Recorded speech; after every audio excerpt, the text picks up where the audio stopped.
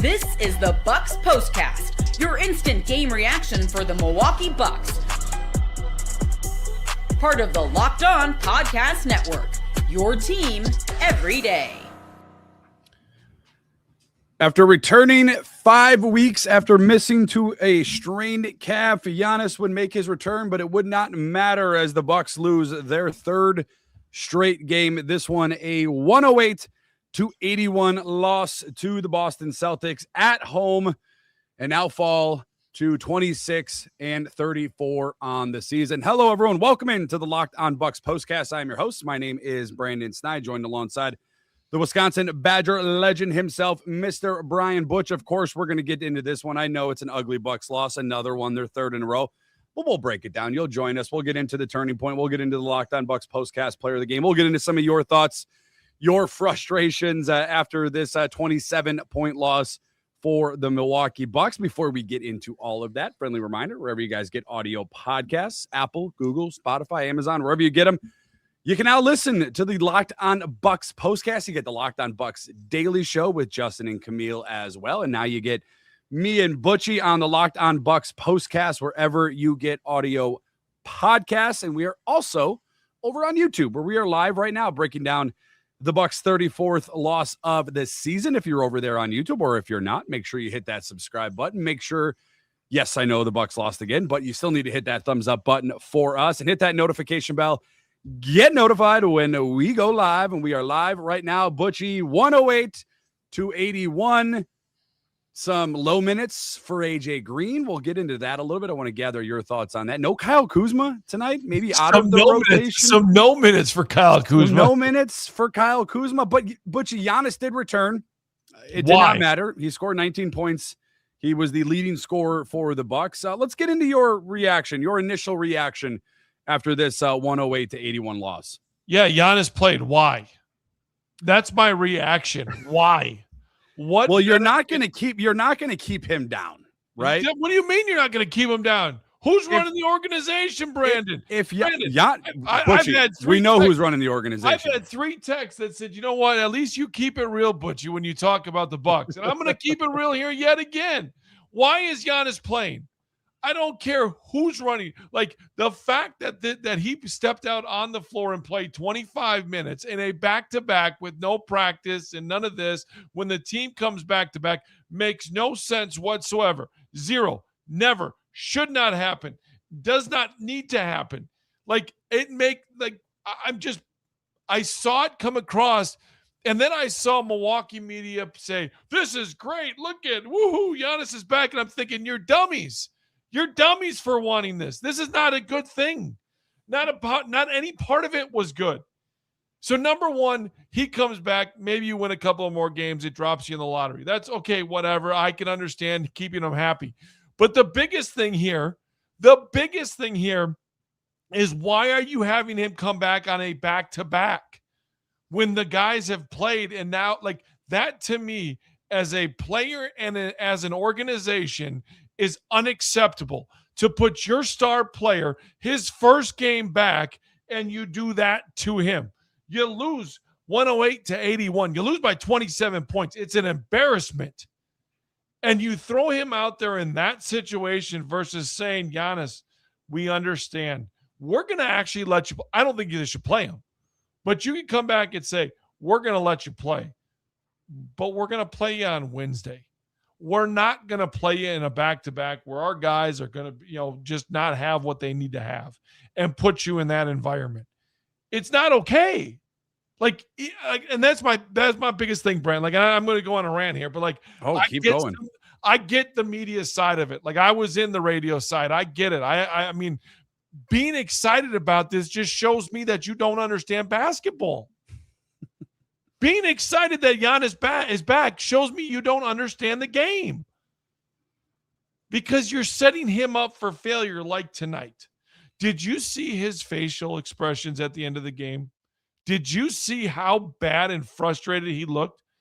There is no way you want your star player in him coming back to play like that. That's how trades happen. That's how you get a disgruntled superstar.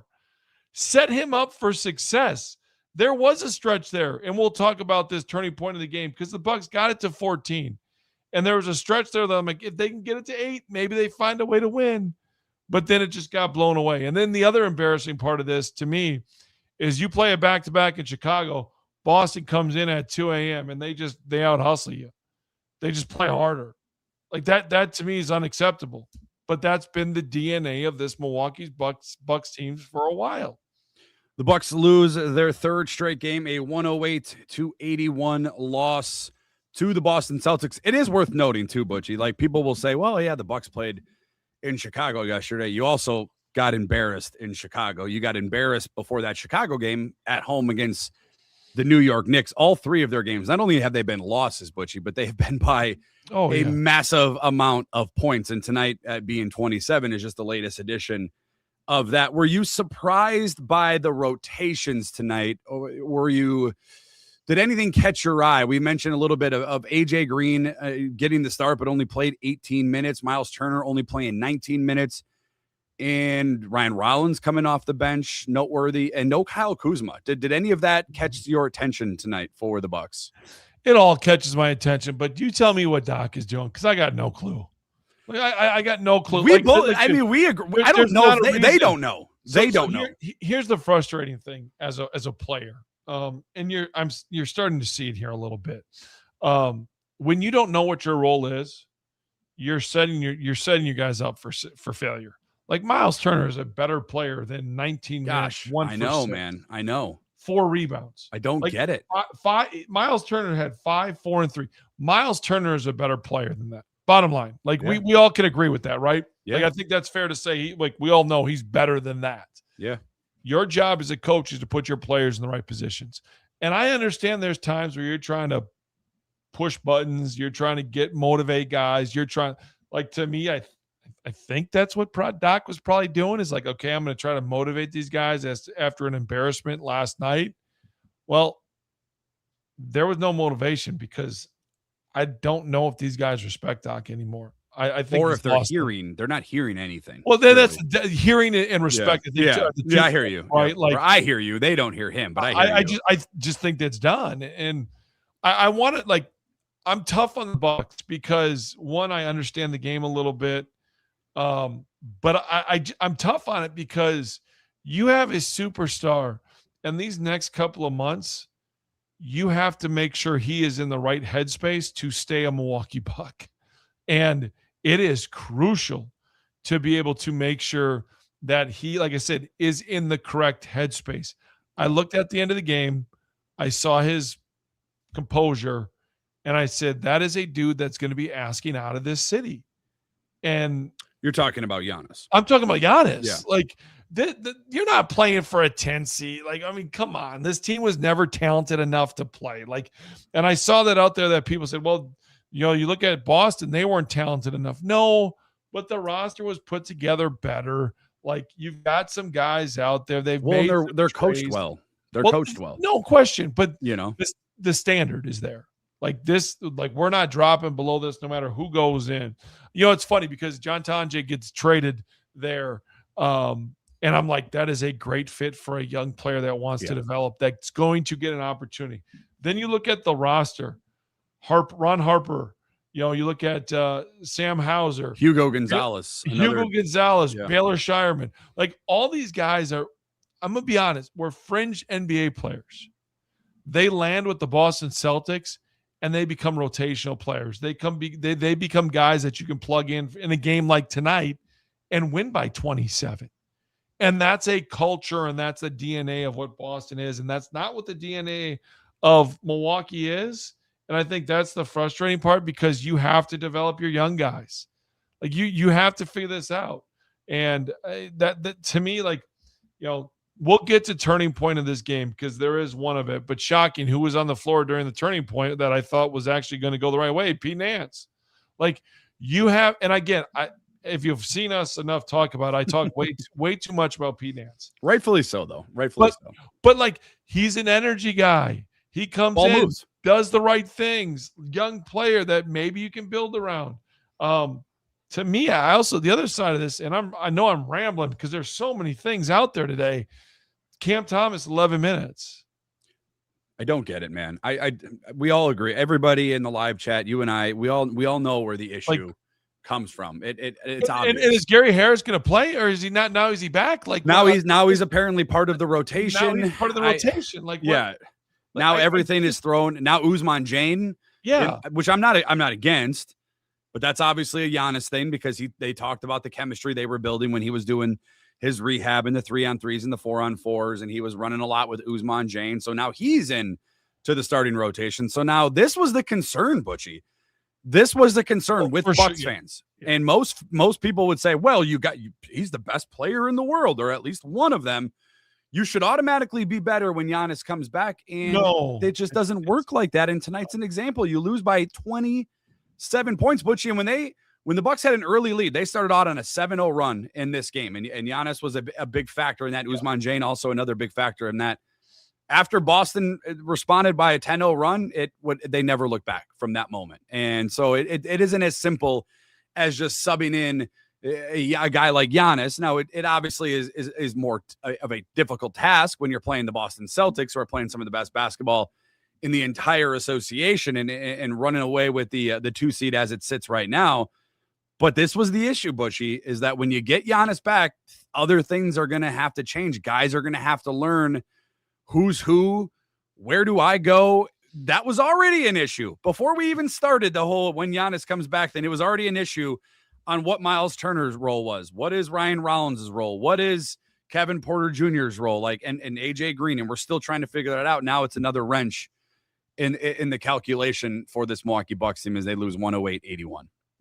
Yeah, and I don't know what the road. I'm extremely frustrated because I want the Milwaukee Bucks to be good, and I think the talent is there though. It was never there to win a championship, but maybe it was there to make the playoffs. Right, I agree. But it was never there to win a championship. Look what coaching does. Look what coaching does tonight versus the Bucks. Right, the Bucks have everybody. Yeah. I know it's his first game back, but the Boston Celtics are also on a second leg of a back-to-back. Like they played yesterday as well. So did the Bucks, but so did Boston.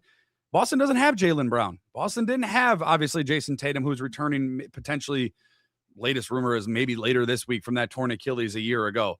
Like, they're also down their guys. They couldn't sub at one point in the fourth quarter, Butch, because they didn't have enough guys coming off the bench. And Peyton Pritchard and Hugo Gonzalez are stuffing the staff sheet for the Boston Celtics. That, to me, comes down to coaching. Because if I'm looking on paper, I know Derek White is really good. I know Peyton Pritchard is good. But if I'm looking on paper, I'm like, man, the Bucks got the better talent on paper, but that's clearly not translating with the coaching. Well, no, I think we all agree that there needs to be a coaching change. I don't know why there is now. Obviously, there's a lot of money that's connected with Doc, and what does that look like? And then the reason, are they holding on to Doc because they want to move Doc into the front office and they want to get rid of John in the front office at the end of the season, but they still want to have Doc be part of the organization and move him to the front office because they're still due to fire him, or they're still due to pay him so much. Like, is that in play? Like, and if that's in play, I still don't agree with that play. Like, I don't. Because to me, the coaching goes, if you are an evaluator as far as wanting to be a GM, then you have a system in play as far as how you want to develop these young players. And I don't see a system. I don't see a system. And I'm sure they do. I'm not like, this is a thing. It's easy to get behind a mic and say, well, they have no clue what they're doing.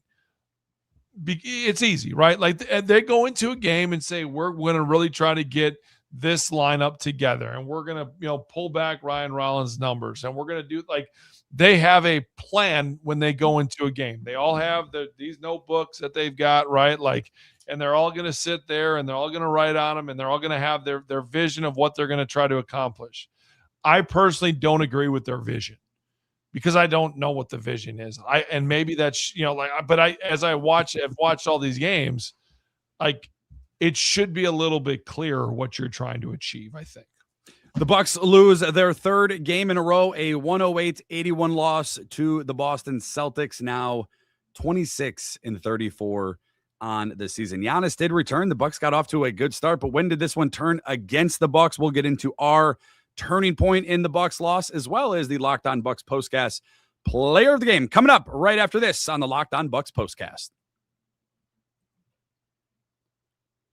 Tonight's show is sponsored by BetterHelp. March is a time to celebrate women, especially around International Women's Day, and to recognize just how much they carry at work, in relationships, in families, and all the unseen roles they step into every single day. And with over 30,000 licensed therapists and more than 6 million people served worldwide, BetterHelp is the world's largest online therapy platform, and it simply works. You fill out a quick, short questionnaire, get matched with a licensed therapist, and if it's not the right fit, you can switch at any time. Your emotional well-being matters. Find support and feel lighter in therapy. Sign up today and get 10% off at BetterHelp.com/LockedOnNBA. Once again, that's BetterHelp.com/LockedOnNBA. You sign up today and get 10% off at BetterHelp.com.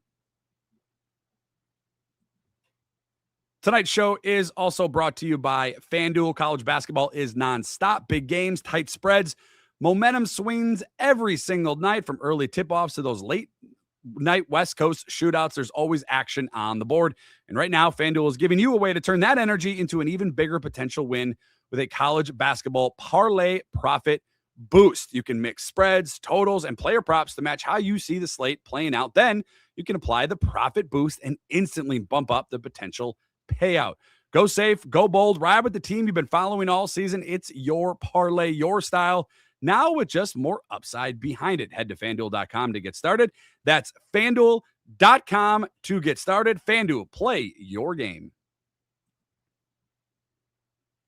And lastly, our show is brought to you by Indeed sponsored jobs. Workplace chaos, deadline stacking up, inbox overflowing, and the one position you have to fill is still sitting open. When the pressure's on and you need the right hire, this is a job for Indeed sponsored jobs. Indeed sponsored jobs helps you reach the people who actually fit what you're looking for. The skills, the experience, the location. So you're not just hoping the right candidate stumbles across your post. And here's a stat that sort of sums it all up. In the minute or so I've been talking to you, companies like yours have made 27 hires on Indeed, according to Indeed data worldwide. So if you're hiring, spend less time searching and more time interviewing candidates who check all of your boxes with Indeed sponsored jobs. And listeners of the Locked On Bucks postcast will get a $75 sponsored job credit to help get your job the premium status it deserves at Indeed.com/podcast. Just go to Indeed.com/podcast. Support the Locked On Bucks postcast by saying you heard about it on this very show. Indeed.com/podcast. Terms and conditions apply. Need to hire? This is a job for Indeed sponsored jobs. It's the Bucks' third straight loss, a 108-81, this time to the Boston Celtics. The Bucks in game one of their 5-game stretch at Fiserv Forum, the longest they'll have this season, and it starts with a loss. It started off good, though. The Bucks did get Giannis. They did get off to an early lead. So when did this one turn against the Bucks? Let's get into it. Time to reveal where the game was won or lost. It's the turning point. Giannis returning Butchie, the Bucks out to a 7-0 run, and it seemed to kind of end in that moment, but I'll let you have the first digs at the Locked On Bucks turning point in a 108-81 loss. I haven't even got my Bobby Portis hate in yet, but I'm going to here because I haven't been able to talk about Bobby. Like he's at 23 minutes, and there's so many more problems than that doesn't even come up anymore. But it's 79-65. You look at what they're able to do, how they're able to go about it, and then all of a sudden, Bobby Portis misses a layup, wide open layup right at the end of the third. Then there's a foul call. Pritchard goes to the line for 2. Then there's a turnover by the Bucks, and Pritchard comes down and nails a jumper. So instead of it being, a 12-point game, a 10-point game, it goes from that to an 18-point game, and that to me was the turning point. They weren't coming back from 18, but it's a missed layup, it's a foul, it's a turnover. And it's the discipline that goes into it. And Bobby started up by missing a layup. Like, it was a simple layup he had coming down the lane, and he just missed it. And then it was another snowball effect, and they were never coming back from that. And then they start the quarter 1 for 9, and the rest is history. So yeah, I mean, when they started off with a 7-0 run, Ousmane Dieng, I think, had 5 of those points. Giannis had a couple of points early on, but then Boston responds immediately with a 10-0 run of their own. And I know there was a little bit of tug of war from that moment, but it was after that. I mean, the Bucks, first quarter, you look up, you're like, okay, the Bucks got Giannis, 7-0 run. Okay, this is cool. Oh, the first quarter's over and we're down 10. We're down double digits. And it was this, I think it was Sam Hauser beating the buzzer in the first quarter where he gets his own rebound again off of an initial miss. Butchie, 54-41 in the rebounding category. Once again, for the Bucks. 19 offensive rebounds. Are you getting 19? Brad, I'm scratching my head again. But like, we haven't, again, that, like, to me, we haven't even been allowed to talk about the game yet. Like, this is the first time we brought up numbers. I know. And you want more numbers? You want more numbers? I'll give you. The offensive rebound is crazy. Yes. Yeah, 19 offensive rebounds for the Celtics. 31 assists for Boston. 18 for the Bucks. 18 assists for the Milwaukee Bucks. They had 16 turnovers as well to 11 Boston turnovers. So if you're looking at, again, the fundamentals of basketball, protecting the ball, moving the ball, rebounding the ball, Boston checks all of those boxes. The Milwaukee Bucks, once again, as we saw yesterday, as we saw Friday, don't check any of them, and they lose 108-81. It is a loss. It's never fun to hand out a Locked On Bucks postcast player of the game when the Bucks lose, Butchie, but let's hand out our honors for this one. This is the Locked On Player of the Game. Giannis return, Butchie, probably not enough for you to give the honors to Giannis. He did lead the team in scoring tonight in the limited time he did play, 19 points in 25 minutes. But who's getting the Butchie Locked On Bucks postcast player of the game after a 108-81 loss? I'm doing this in spite. I'm giving it to Giannis because I hope I don't see him the rest of the year. Like, I just don't. So I'm going to give it to Giannis with the 19 and 11. Obviously, you could go Peyton Pritchard with it. I mean, there's a lot of Boston guys you could. As far as the Bucks go, I'd also throw out there Pete Nance, 15 minutes, the 6 points he had. I thought that the plus there. But then, he's only -4. He's still -4. Like, this team just doesn't have. So, I'll go Giannis for it, but there's a lot of Celtics that probably should get it.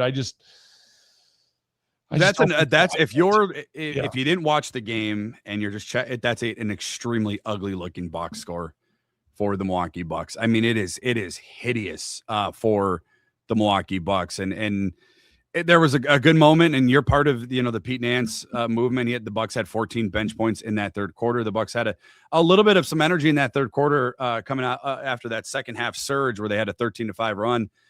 Just could never really get anything going, and a big reason why they couldn't is because I mentioned it with the offensive rebounds, the rebounding in general. That's why my postcast player of the game is going to Hugo Gonzalez, a career high in points, 18 points. 16 rebounds for Hugo Gonzalez. 16 rebounds.